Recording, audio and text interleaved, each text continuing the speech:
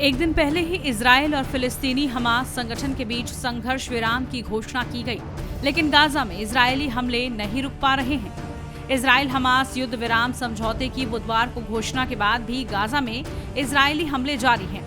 फिलिस्तीनी civil defence के मुताबिक हमलों में 23 बच्चों समेत 86 फिलिस्तीनियों की मौत हो गई है। सिविल डिफेंस ने एक प्रेस बयान में कहा है कि कुल मौतों में से 73 उत्तर गाजा, 4 मध्य गाजा और 9 दक्षिण गाजा में मौत दर्ज की गई है।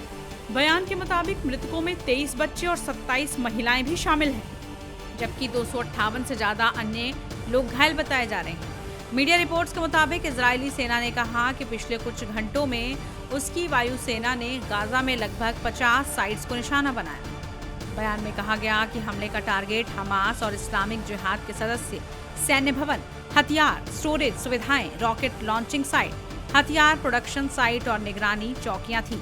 इजराइल और हमास के बीच युद्ध विराम और बंधक अदला बदली समझौते पर लागू होने से पहले ही संकट के बादल मंडराने लगे हैं। इजराइल की बेंजामिन नेतन्याहू सरकार में राष्ट्रीय सुरक्षा मंत्री इतमार बेन गिवर ने गठबंधन से हटने की धमकी तक दे दी है। बेन गिवर ने गुरुवार शाम को कहा कि अगर कैबिनेट गाजा पट्टी में हमास के साथ बंधक युद्ध विराम समझौते को मंजूरी देती है तो उनकी धुर दक्षिणपंथी यहूदित पार्टी प्रधानमंत्री बेंजामिन के नेतृत्व वाले सत्तारूढ़ गठबंधन से हट जाएगी। नेतन्याहू की लिकुड पार्टी ने धमकी की निंदा की है और कहा है कि जो कोई भी दक्षिणपंथी सरकार को भंग करेगा उसे हमेशा के लिए कलंक के रूप में याद किया जाएगा। इजराइल और हमास दोहा में महीनों तक चले कूटनीतिक प्रयासों के बाद बीते बुधवार को युद्ध विराम बंधक समझौते पर पहुंचे थे। अमेरिका, मिस्र और कतर की मध्यस्थता में हुए समझौते को रविवार से लागू होना है, लेकिन उसके पहले इसे इजरायली कैबिनेट से मंजूरी लेनी होगी। ऐसे में बेन गिवर से नेतन्याहू के सामने संकट खड़ा हो गया है। हालांकि बेन गिवर ने कहा है कि अगर युद्ध फिर से शुरू होता है तो वो वापस लौटने को तैयार है। नेतन्याहू का गठबंधन बेन गिवर की पार्टी के बिना भी नेसेट यानी इजरायली संसद में बहुमत बनाए रखेगा।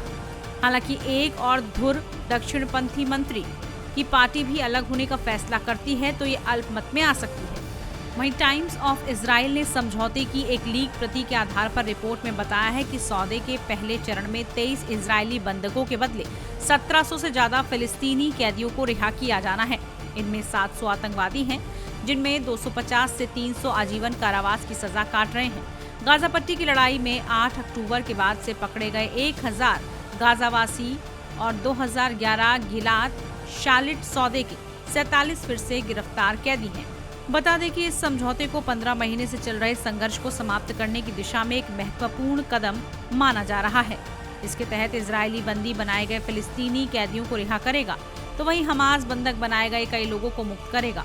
बुधवार को मध्यस्थता करने वाले देश इस समझौते का ऐलान कर चुके हैं।